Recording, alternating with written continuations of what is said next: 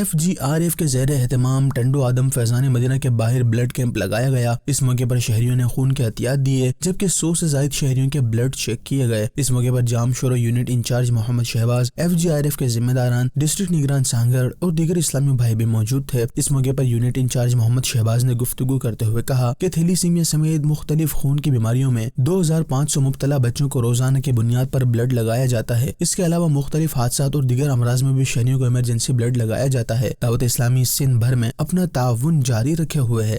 میں ایک وارڈ ہے جہاں پہ 2500 بچے رجسٹرڈ ہیں، ایز پر نیڈ ان کو ڈیلی بلڈ دیا جاتا ہے۔